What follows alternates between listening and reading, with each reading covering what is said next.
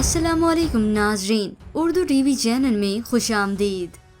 Viewers, drama serial रमज़े इश्क episode 24 की नई प्रोमो नशर कर दी गई है, जिसमें आप देखने वाले हैं रानी और रायान के मायों के फंक्शन पर उमर वहां आ गया, जिसे देखते ही सब लोग दंग रह गए। हशमत अली साहब ने जब उसे देखा तो वो उसके पास आकर कहते हैं, तुम्हारी जुर्रत कैसे हुई यहाँ आने की, और उसे जोर से थप्पड़ मारते हैं। वो उसे मारते हैं, पीटते हैं, उसका गिरेबान पकड़ते हैं।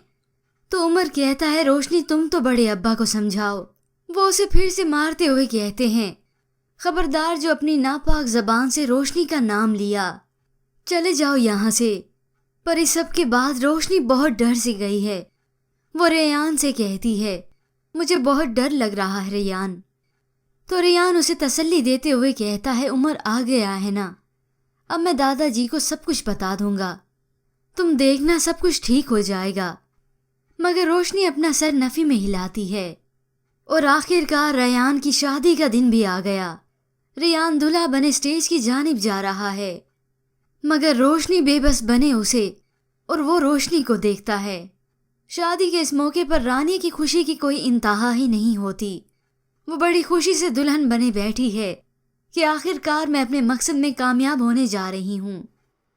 फिर रानी और रायान का निकाह पढ़ाया जाता है। रोशनी उसे देखकर बहुत ही अफसुर्दा है। लेकिन इसके बाद व्यूअर्स आप देखेंगे, शादी के इसी मौके पर रोशनी के पास एक बच्ची आकर कहती है, रोशनी आंटी आपको कोई बाहर बुला रही हैं। रोशनी कहती है मुझे, जिसके बाद वो बच्ची उसे बाहर की जानिब ले जाती है। लेकिन जब वो दोनों बाहर गए तो वहां कोई भी नजर नहीं आता। वो बच्ची रोशनी को बताती है, अभी तो वो यहाँ पर थी और कुछ ही लम्हे बाद वहां पर एक वैन आकर रुकी। बच्ची और रोशनी चिल्लाते रहे, मगर वहां कोई भी नहीं था जो उनकी पुकार सुनता और मदद के लिए आता। और आखिर वो रोशनी को अगवा करके ले गए, जिसके बाद वो बच्ची अंदर जाकर बताएगी। लेकिन व्यूअर्स, ये साजिश किसकी हो सकती है?